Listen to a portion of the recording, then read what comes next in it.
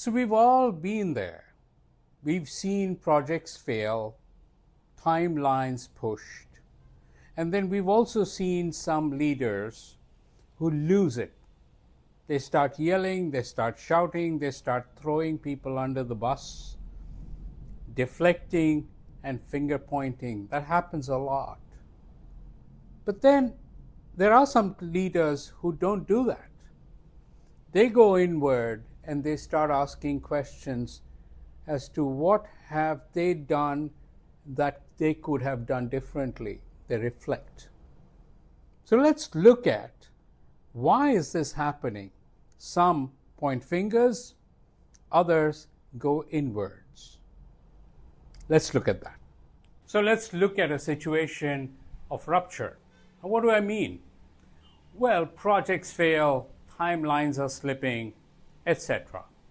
When that happens, one of the things that rupture does is emotion begins to show up.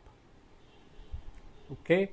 Now, if there are emotions like anger, sadness, criticism, regret, but they're pointed outward towards somebody else or something else, that is a sign that that's not actually coming from a rupture of values.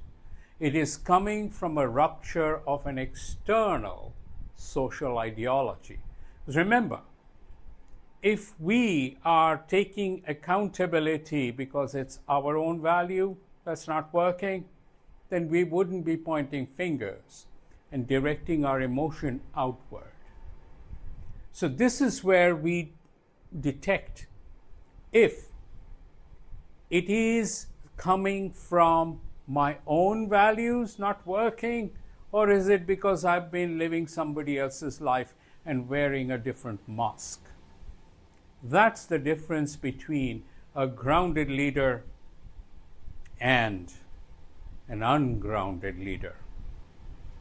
Well, clearly, we want to be the first kind.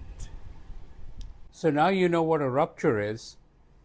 Now let me tell you what happens during a rupture emotionally. Clearly, there's emotion. And when there is emotion, and it's because of an external source, somebody who has been clinging on to an external ideology begins to react and transfer their energy, their emotional energy, outward. And this is called emotional transference. That's a big signal that it's not coming from within. It's been adopted from somewhere else, but I don't really believe in it. Now, here's the beauty.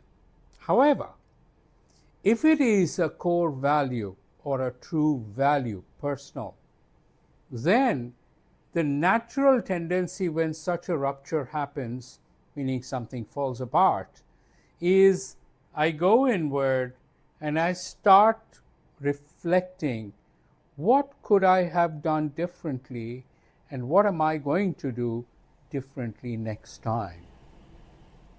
And that is a very healthy place to be as a leader, as an employee, as a person.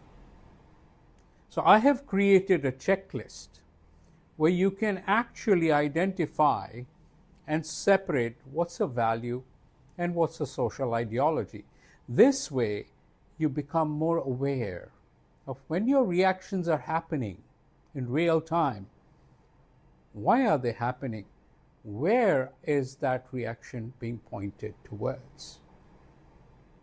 Have fun, and we will talk again. I'll see you soon again.